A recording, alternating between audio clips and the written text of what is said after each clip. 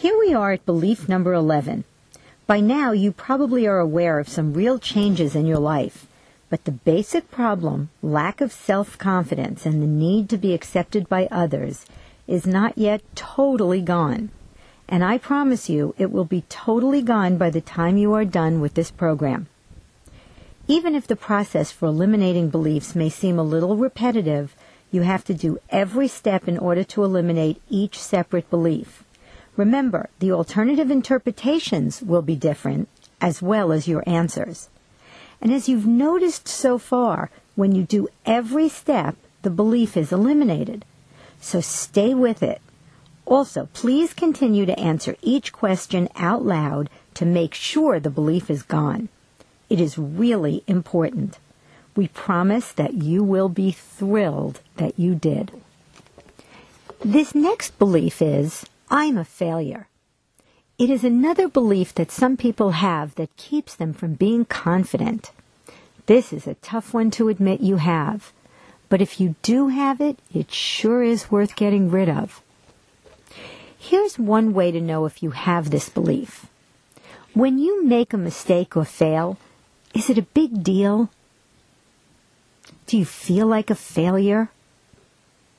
Do you feel like you can't live up to expectations, your own or others? Do you feel as if you just don't have what it takes and never will? Do you feel like you're less than others when you're around successful people? If you answered yes to any of these questions, it might well be due to this belief, I'm a failure.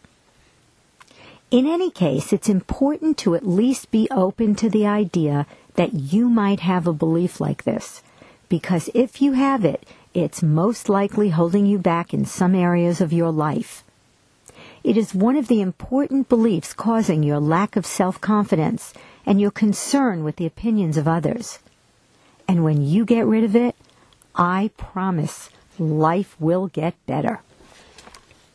Remember, you can hold a belief that intellectually you don't think is true about you.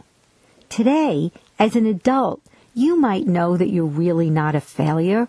You might be thinking, of course I'm not a failure. Look what I've accomplished in my life. And it can really be embarrassing to admit that you have that belief. But just knowing you aren't a failure or not wanting to be a failure, that isn't enough to eliminate the belief.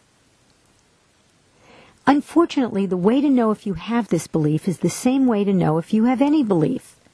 Say the words out loud and pause for a moment. If these words feel true, even a little bit, you have the belief. If it feels uncomfortable to say these words, or there's a hesitation, chances are you have the belief.